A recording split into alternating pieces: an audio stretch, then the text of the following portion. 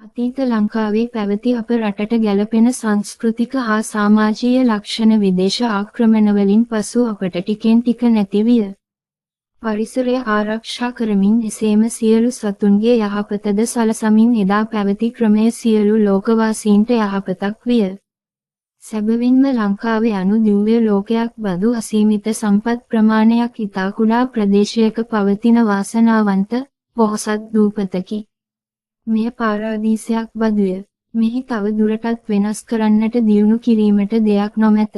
මක්නිසාදයත් සොබා දහම තුළින් ලෝකයේ තියුණුතම ක්‍රමයක් ශ්‍රී ලංකාව තුළ ස්වභාවයෙන්ම පවත්වාගෙන යන නිසාය. මෙහිදී ගැටලුව වූයේ දිව්‍ය ලෝකයේ බඳු අප මව්බිම තවත් වෙනස් කිරීමට හා දියුණු කිරීමට උත්සාහ කිරීමයි. තවදුරටත් සිතුවොත් විදේශිකයන්ගේ නොපැහැදිය යුතු හා නොදියුණු වූ නොවැදගත් වූ යම් ලක්ෂණ හා ක්‍රමවේද විදේශිකයන් විසින් කරන කූට උපක්‍රම හා කුමන්ත්‍රණ හේතුවෙන් අප ලාංකිකයෝ විසින් වඩා අගනේයි සිතා බොළඳ ලෙස වැළඳ ගනිති. ඔවුන් අපට හීනමානය ඇති කර මානසිකව අප වටවා අපේ දේවල් ගැන අඩු තක්සේරුවක් කර ඔවුන්ගේ දේවල් ඉතා උසස් යැයි සිතන ආකාරයට බල කර මානසිකව විශාල බලපෑමක් ඇති කරයි.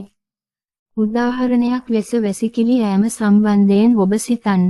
විද්‍යාත්මකව වඩා පහසු හැනගසා ගෙන යන්නා වූ අපගේ සම්ප්‍රදායික ක්‍රමය වූවාට දැන් අපට පහසු වී ඇත්තේ විද්‍යාත්මකව අපහසු යැයි කියන්නා වූ වාඩිවීම යන ක්‍රමයයි. බලන්න ඔවුන් අපට කර ඇති මානසික බලපෑම කොතරම්ද කියා.